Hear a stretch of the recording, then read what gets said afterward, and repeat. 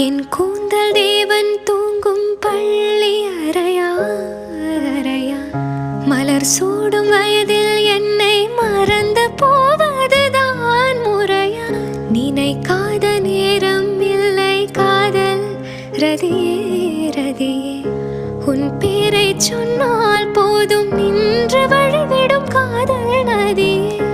என் சுவாசம் உன் மூச்சில், உன் வார்த்தையின் பேச்சில், 5-6 நூற்றாண்டு வாழ்வோம் என் வாழ்வேவா. மலர்களே மலர்களே இது என்ன கனவா?